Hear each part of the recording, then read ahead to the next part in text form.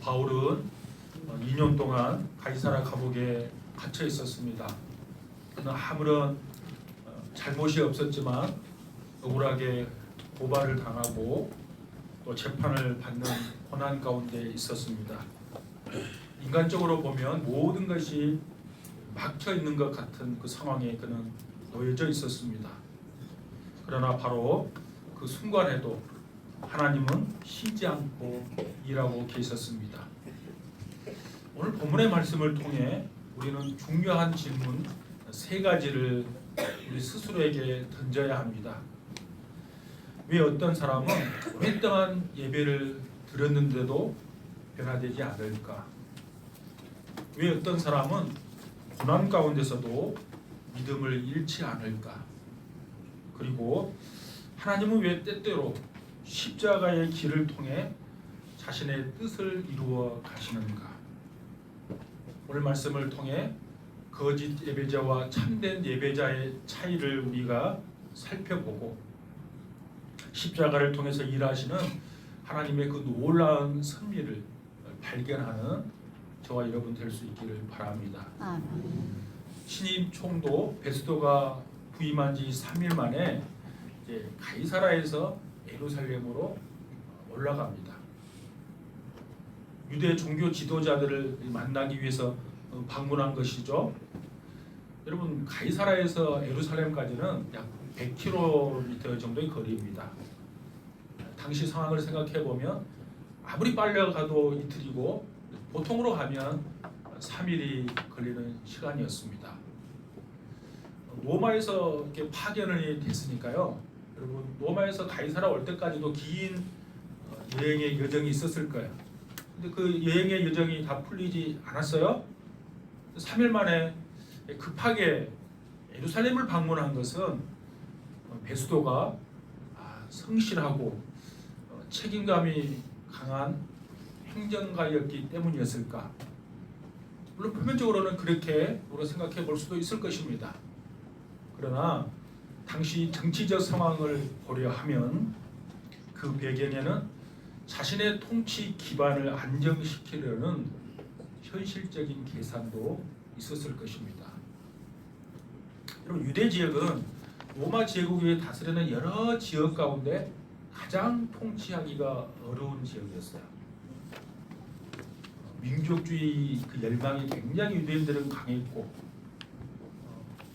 크고 작은 반란을 일으켰던 그 민족이 바로 유대인들이고 그 지역에서 그 반란이 일어났어요. 그래서 부임하자마자 예루살렘을 방문하여 유대 종교 지도자들과 좋은 관계를 맺고 자신의 정치적 입지를 굳히고 총독의 자리를 안정적으로 유지하려는 목적이 훨씬 더 강했을 것입니다. 또 유대 지도자들은 새 총독이 부임했어요. 그 새 총독이 부임한 것을 자신들의 목적을 이루는 수단으로 그들은 이용하려고 했어요. 우리가 잘 아는 것처럼 본문에 나온 것처럼 총독에게 이렇게 부탁을 하죠. 사도 바울을 예루살렘으로 이송해 달라고 그들은 부탁합니다. 그 목적이 뭡니까? 본문에 읽은 것처럼 매복해 있다가 사도 바울을 죽이려는 목적이죠. 여러분, 종교 지도자들은 율법과 신앙이라는 명분을 내세웠지만 실제로는 자신의 기득권을 지키기 위해 사도 바울을 죽이려고 했습니다. 베스도도 법과 정의를 말했지만 그의 관심은 정치적인 성공과 자신의 자리였습니다. 이처럼 죄에 물든 인간들은 언제나 그럴듯한 명분을 내세우지만 그 마음 깊은 곳에는 자신의 욕망과 자신의 유익이 자리 잡고 있습니다. 그래서 예레미야 19장 9절에 보시면 성경은 이렇게 기록합니다. 만물보다 거짓되고 심히 부패한 것이 마음이라. 우리의 마음은 사실 다 부패되어 있어요. 그러므로 종교 지도자들이나 베스도의 모습은 우리의 모습과도 무관하지 않습니다. 우리에게도 얼마든지 이런 모습들이 숨겨져 있기 때문입니다. 오직 십자가 은혜만이 우리의 자기중심적인 마음을 변화시킬 수 있습니다. 참된 예배자는 그래서 자기 욕망이 아니라 하나님의 뜻을 따르는 사람입니다. 오늘 본문에 보면 2년이란 세월이 흘렀음에도 유대 종교 지도자들은 전혀 그들의 삶이 변화가 없었습니다. 바울이 처음 예루살렘에 체포되었을 때 그들은 암살단을 구성해서 바울을 제거하려고 했습니다. 그런데 2년이라는 세월이 흘렀음에도 여전히 그들은 변함없이 똑같은 방법으로 바울을 제거하려고 하고 있습니다. 여러분, 시간이 사람을 변화시키는 것이 아니라 하나님 앞에서 순종과 회개가 사람을 변화시킨다는 사실을 보여줍니다. 사람들은 흔히 시간은 약이다 이렇게 보통 말하죠. 여러분, 물론 시간이 지나면 감정은 얼마든지 누그러질 수 있어요. 그런데 죄의 문제는 시간이 해결해 주지 못합니다. 회개하지 않는 죄는 사라지는 것이 아니라 마음속에 그대로 남아있다가 더 깊어지고 더 굳어질 뿐입니다. 유대 종교 지도자들의 이 시기와 미움과 증거가 바로 그러했습니다. 2년이라는 세월이 흘렀지만 그들의 마음은 조금도 부드러워지지 않았고 오히려 바울을 죽이려는 악한 의지는 그대로 유지되고 있었습니다. 더 심각한 것은 그들은 일반 세상 사람들이 아니라 성전에서 매일 예배하고 율법을 가르치는 종교 지도자들이었다는 사실입니다. 그들은 누구보다도 하나님을 잘 안다고 자부했고 누구보다도 경건한 삶을 산다고 인정받던 사람들이었습니다. 그러나 그들의 신앙은 겉모습에 머물러 있었고 마음은 하나님으로부터 멀어져 있었습니다. 그들은 수많은 제사를 드렸고 절기를 지켰으며 율법을 연구했습니다. 하지만 그 예배가 그들의 마음을 변화시키지 못했습니다. 하나님을 섬긴다고 그들은 말했지만 정작 하나님의 뜻에는 관심이 없었고 자신의 기득권과 체면 그리고 종교적 권위를 지킨 데만 그들은 몰두했습니다. 결국 그들의 예배는 하나님께 나아가는 통로가 아니라 자신을 포장하는 종교적 행위에 불과했습니다. 여러분, 사울은 우리가 잘 아는 구약에 나올 사울 왕은 하나님께 제사를 드렸지만 순종하지 않았습니다. 자신의 자리와 권력을 유지하는 데만 그는 관심이 있었습니다. 하지만 그 사울과 대척점에 있었던 다윗은 죄를 범했지만 하나님 앞에서 회개하고 하나님의 마음을 구했습니다. 그러니까 사울은 제사를 드렸지만 하나님 앞에 버림을 받았고 다윗은 회개함으로 하나님의 마음에 합한 사람이 되었습니다. 유대 종교 지도자들은 수많은 제사를 드렸지만 자신의 기득권을 지키기 위해 바울을 죽이려고 했습니다. 반면에 바울은 억울한 상황에 처해 있으면서도 하나님의 뜻을 따라 복음을 전했습니다. 예배는 드렸지만 하나님과 멀어진 사람, 하나님과 더욱더 가까워진 사람, 그 두 사람을 잘 보여주는 그 내용이죠. 사울과 다윗, 유대 종교 지도자들과 바울. 그들은 예배는 다 드리는 사람들이었지만 어떤 사람은 하나님께 가까이 갔고 어떤 사람은 하나님으로부터 점점점 멀어지는 사람이 되었습니다. 오늘 우리도 우리의 예배를 돌아봐야 합니다. 예배를 드리고 말씀을 듣고 직분을 감당하고 있지만 여전히 우리의 마음에 미움과 시기와 교만을 붙들고 있지는 않습니까? 참된 예배는 예배당 안에서 끝나는 것이 아니라 우리의 마음과 삶을 변화시킵니다. 하나님께서는 예배의 형식보다 변화된 우리의 심령을 기뻐하십니다. 날마다 십자가 앞에 나아가 회개하며 성령님을 붙들고 그 성령님의 다스림을 받을 때 우리는 종교인이 아니라 참된 예배자로 살아가게 될 것입니다. 나는 거짓 예배자인가 아니면 정말로 하나님 앞에 참된 예배자인가를 여러분 생각해 보십시오. 특별히 예수님을 오래 믿고 신앙생활을 오래 했던 사람들은 더 진지하게 우리 내면에 물으셔야 합니다. 유대 종교 지도자들은 수많은 제사와 종교 활동을 했지만 그들은 전혀 변화되지 않았습니다.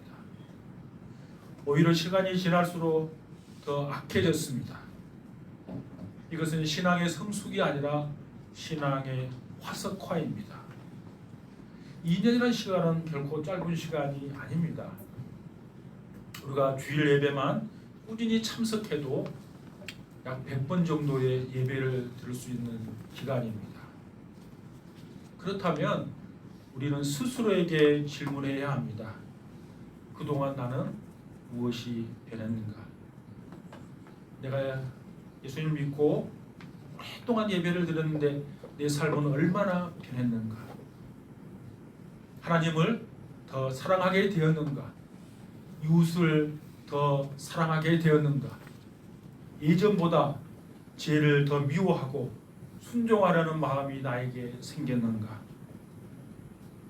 만약 오랜 세월을 예배를 드렸는데도 삶의 변화가 없다면 우리가 어떤 예배를 드렸는지 돌아봐야 합니다. 여러분, 참된 예배는 신앙생활의 핵심입니다. 예배를 통해 하나님을 만나고 은혜를 받을 때 우리의 삶도 변화가 됩니다. 그 힘으로 한 주간을 세상 속에서 나아가 주님과 동행하며 살아갈 수 있게 되는 거야. 따라서 예배는 단순히 설교를 듣고 은혜 받는 시간이 아니라 하나님께 내 자신을 드리고 말씀에 순종하기로 결단하는 시간입니다. 예배는 구경하거나 감상하는 것이 아닙니다. 하나님께 내 자신을 드리는 시간입니다. 한 주간의 삶을 가지고 주님 앞에 나와 감사와 회개를 드리고 하나님의 말씀을 붙잡고 새로운 결단을 하는 것입니다. 그리고 그 결단을 실천하며 살아가다가 다시 예배의 자리로 나와서 하나님 앞에 자신을 드리는 삶이 반복되어야 합니다. 이런 예배가 계속된다면 삶은 자연스럽게 변화될 수밖에 없습니다. 하나님 사랑과 이웃 사랑은 더욱더 깊어지고 미움과 시기와 교만은 점점 줄어들게 되는 것입니다. 그러나 오랜 세월 예배를 드렸음에도 불구하고 내 삶의 변화가 없다면 그것은 예배의 문제가 아니라 우리의 마음과 태도의 문제입니다. 그러므로 우리는 예배 드릴 때마다 하나님 앞에 자신을 드리며 결단해야 합니다. 말씀대로 살기 위해 애쓰고 실패하면 다시 회개하고 일어서고 사랑을 실천하기 위해 노력해야 해야 합니다. 그렇게 예배가 삶 속에서 이어질 때 우리는 형식적인 종교인이 아니라 하나님께서 기뻐 받으시는 참된 예배자로 살아갈 줄로 믿습니다. 오늘 6절부터 12절까지 말씀을 보면 유대 종교 지도자들과 사도 바울이 얼마나 다른 사람인지를 분명하게 보여줍니다. 유대 종교 지도자들은 수없이 예배하고 제사를 드렸지만 그들은 더욱더 악해졌습니다. 그러나 바울은 2년 동안 억울하게 감옥에 갇혀 있었음에도 불구하고 더욱더 하나님을 신뢰하는 사람이 되었습니다. 같은 2년의 시간이 있었지만 누구는 거짓 예배자가 되었고 또 어떤 사람은 참된 예배자가 되었습니다. 대제사장과 장로들은 바울을 여러 가지 제목으로 고소했지만 그들은 아무런 증거도 제시하지 못했습니다. 그래서 오늘 8절에 사도 바울이 이렇게 말합니다. 그럼 8절 보시면요. 유대인의 율법이나 성전이나 가이사에게나 내가 도무지 죄를 범하지 아니하였노라. 이렇게 선언합니다. 이것은 단순한 자기 변호가 아닙니다. 하나님 앞에서 바른 양심을 가진 사람의 고백입니다. 그런데 여기서 우리는 중요한 진리를 발견하게 됩니다. 그럼 사도 바울은 죄가 없었는데 죄인처럼 재판을 받고 있습니다. 아무 죄가 없는데 그는 고소를 당했고 아무런 잘못이 없는데 억울한 고난을 그는 당하고 있습니다. 이것은 우리 주 예수 그리스도를 떠올리게 합니다. 예수님은 아무런 죄가 없었습니다. 빌로도조차도 예수님에게서 죄를 찾지 못했습니다. 그러나 예수님은 거짓 고발을 당하시고 불의한 재판을 받으셨습니다. 그리고 결국 십자가에 달려 죽으셨습니다. 바울은 지금 자신의 삶으로 십자가의 길을 따라가고 있는 거예요.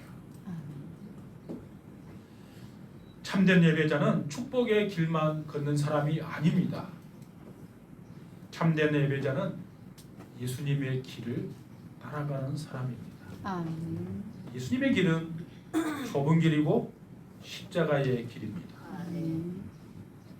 제가 어제 새벽 기도회 때 이런 말씀 드렸어요.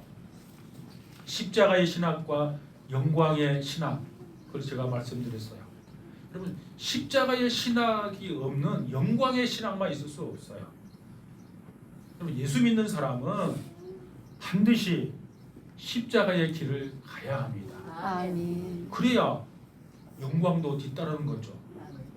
많은 사람들이 예수를 믿는다고 하면서도 십자가의 길, 주님의 길을 따르지는 않고 영광의 길만을 따라가기를 원합니다. 그럼 제가 5일 전에 화요일날 순천 남로에 교양연합회 교사들 모아놓고 제가 교사들 어떻게 하면 교회학교를 잘 섬길까 그 이야기를 나눴어요. 여러 가지 이야기를 나눴는데 제가 그 중에 한 가지 이걸 말했어요. 우리 교회학교 친구들을 여러분이 선생님으로서 가르칠 때 교회 안에서 믿음이 좋은 아이로 가르치는 것이 아니고 우리가 사는 곳은 교회 예배당이 아니고 세상에서 사니까 세상에서 거룩한 하나님의 사람으로 살아갈 수 있도록 그렇게 신앙을 훈련시켜야 된다고 제가 가르쳤어요. 마찬가지입니다. 우리도 마찬가지. 지금 제가 여러분이 예배당 안에서 내가 신앙의 좋은 모습으로 있다면 내가 세상에서 직장 안에서 내 가정 안에서 똑같은 신앙의 모습으로 서 있어야 합니다. 근데 그곳은 영광의 길이 아니고 세상은 좁은 길이에요. 십자가의 길이에요. 그 길을 걸어갈 각오가 돼 있어야 됩니다. 오늘 부산 해양대학교 우리 청년들이 와 있는데요. 우리 청년들 이제 졸업하면 직장 생활을 할 겁니다. 여러분이 직장 생활을 하는 그 세상은 우리가 거룩한 백성으로 살아가는 데 있어서 만만치가 않는 곳이에요. 목사님은 직장 생활을 30년 하고 퇴직한 사람이에요. 직장 생활이 얼마나 믿음의 사람이 살기가 껄끄러운 곳인지를 누구보다도 잘 아는 사람이에요. 그럼에도 불구하고 그곳에서 여기서 아무리 목놓아 찬양하고 눈물을 흘려도 소용없어요. 우리의 믿음은 내가 살고 있는 가정과 직장에서 드러나는 거예요. 그거 아니면 가짜예요. 제 간증을 하나 하면요, 제가 직장에서 이런 일이 있었어요. 오래전에 굉장히 회사에 어려운 일이 있었어요. 파업이 있었어요. 그리고 많은 사람들이 해고됐어요. 그리고 뭐 다른 사람 다 많은 사람 징계받고 이제 어려운 상황에 놓여 있었어요. 근데 그것을 회사가 잘 수습하기 위해서 이제 분위기를 반전시키는 거죠. 근데 그 분위기를 반전시키는 게 어떻게 시켰는가 하면, 여러분 술상무라고 이런 들어봤어요? 그 보통 우리가 말하는 술상무, 술 잘 먹는 분을 술상무라고 그러잖아요. 일은 좀 못해도 술 잘 먹는 사람을 술상무라고 하는 거예요. 진짜 술상무가 본사에서 내려왔어요. 공장을 다 이제 평정을 유지하기 위해서 어떻게 하는가 하면 팀별로 돌아가면서 얼마나 하나 되는 것을 보여주는 것을, 그 팀이 지금 잘 돌아가고 있는가, 아니면 아직도 회사에 반항하고 데모하고 있는가를 평가하는 거야. 그러니까 으쌰으쌰하는 분위기가 잘 드러나야 되는 거죠. 그때가 2005년이니까 20년 전이에요. 요즘은 어떤가 잘 모르겠어요. 그때는 직장생활 하려면 술을 잘 먹어야 돼요. 그 평가를 술로 평가하는 거예요. 이 팀이 건배하면 다 술을 마시고 머리에 딱 부어야, 아 여기는 정말 제대로 이제 정신이 차리고 가고 있구나, 이걸 테스트하는 거예요. 수상무가 본사에서 내려와서. 근데 그날 우리 팀이 드디어 우리 팀이 왔어요. 이제 많은 이야기가 돌았어요. 어떤 장로님도 먹었다더라. 어떤 장로님도 별 수 없네. 막 이런 소문이 막 휘무하게 돌았어요. 근데 저는 이제 안수이사였는데요. 전부 사람들이 저를 주목했어요.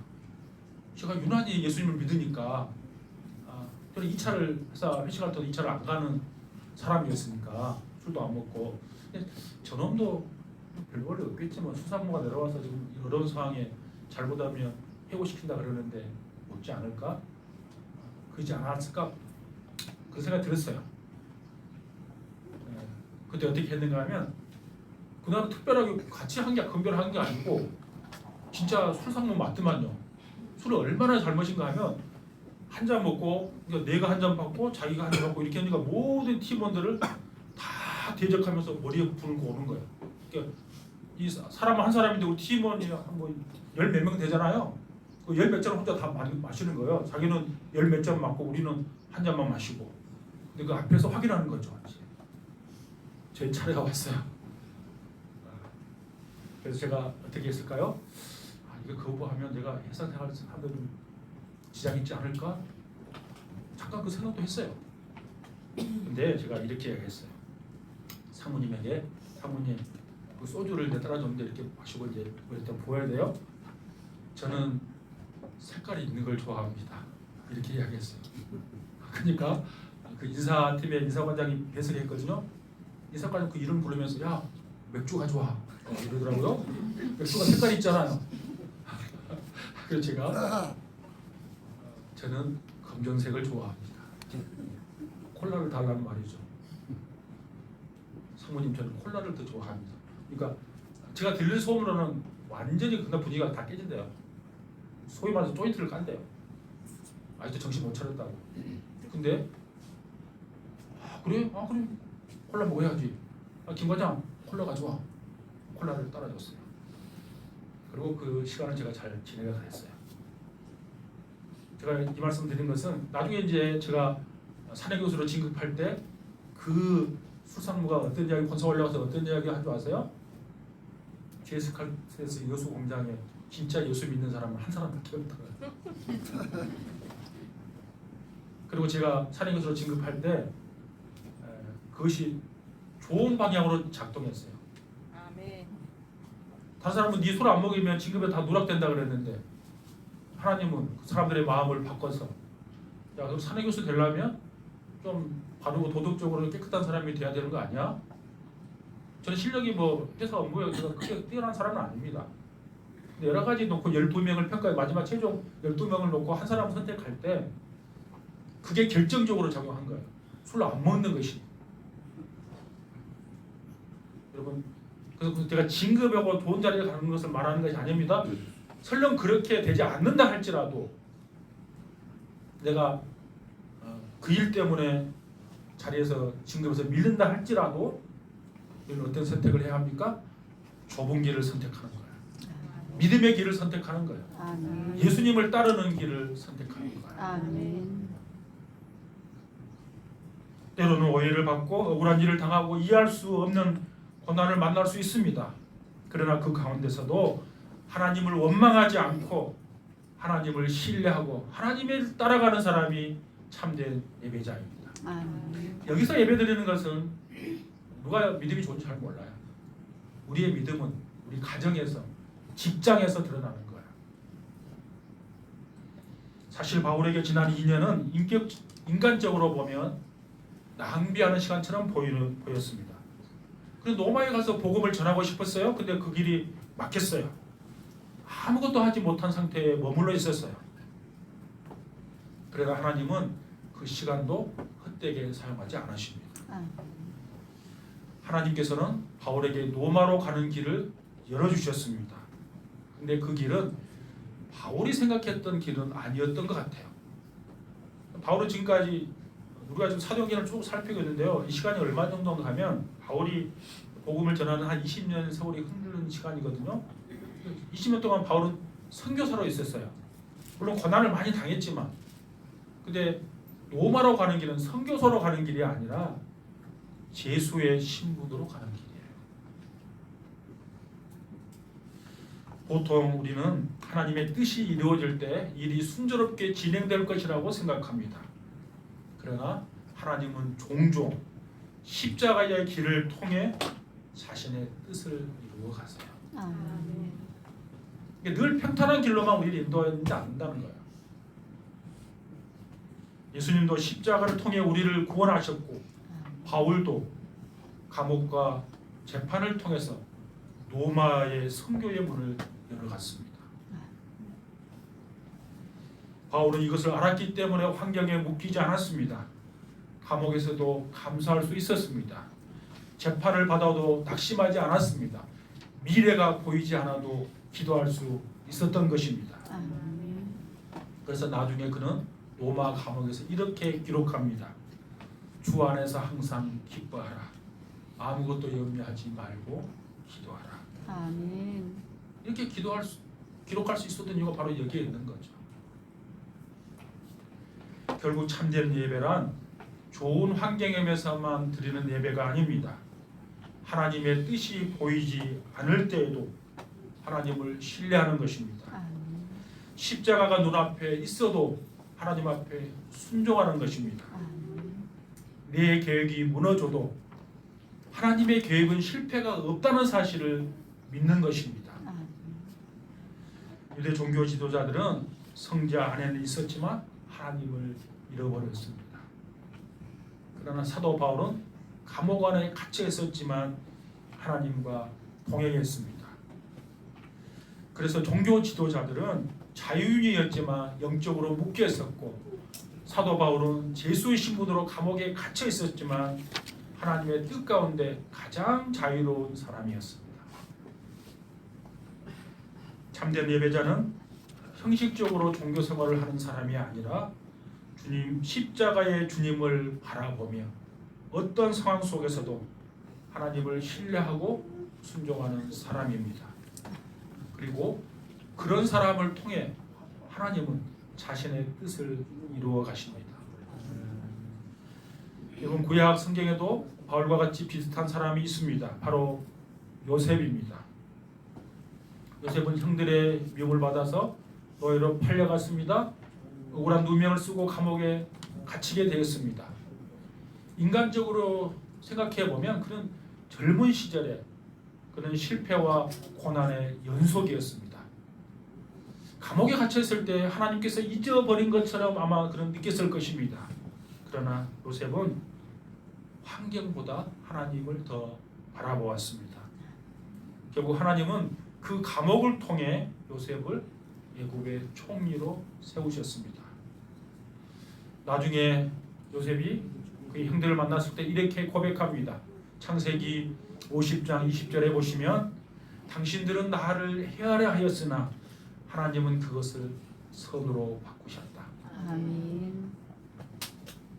요셉은 감옥에 있었지만 하나님의 계획 안에 있었고, 형들은 자유인이었지만 하나님의 뜻을 거스르고 있었습니다. 이것이 오늘 본문의 사도 바울과 유대 종교 지도자들의 비교입니다. 종교 지도자들은 성전에서 예배하고 있었지만 하나님의 뜻을 거역했고, 사도 바울은 감옥에 있었지만 하나님의 뜻 가운데 살아가고 있었습니다. 참된 예배자는 환경을 보고 하나님을 판단하지 않습니다. 오히려 하나님을 믿음으로 환경을 해석합니다. 아멘. 그래서 감옥도 하나님의 섭리가 되고, 눈물도 하나님의 훈련이 되고, 기다림도 하나님의 계획이 되는 것입니다. 오늘 전체 말씀의 결론입니다. 오늘 두 부류의 예배자를 우리가 보았습니다. 한쪽은 성전에서 날마다 율법을 가르치고 하나님 앞에 제사를 드리고 종교적 열심을 보였던 유대 종교 지도자들이었습니다. 그러나 그들은 2년이란 세월이 지났음에도 여전히 시기와 미움과 살이라는 마음에서 조금도 변화가 없었습니다. 또 다른 한쪽에서는 억울하게 감옥에 갇혔지만 끝까지 하나님을 신뢰하며 복음을 증거했던 사도 바울이었습니다. 오늘 우리도 우리의 예배를 돌아봐야 합니다. 혹시 우리는 예배는 드리지만 여전히 미움과 시기와 교만을 붙들고 살아가고 있지는 않습니까? 하나님보다 내 뜻과 체면을 더 중요하게 여기고 있지는 않습니까? 결국 참된 예배는 형식이 아니라 삶의 변화로 나타납니다. 예배를 통해서 점점 주님을 닮아가고 사랑과 순종이 자라나는 사람이 참된 예배자입니다. 이 시간 우리 모두가 거짓 예배자가 아니라 참된 예배자의 길을 선택할 수 있기를 바랍니다. 아멘. 우리의 예배가 형식에 머무르지 않고 삶의 변화로 이어지기를 바랍니다. 아멘. 바울처럼 어떤 상황 속에서도 하나님만을 바라보고 하나님만을 신뢰하고 복음을 위해 살아가는 참된 예배자들 될 수 있기를 주님의 이름으로 축복합니다. 아멘.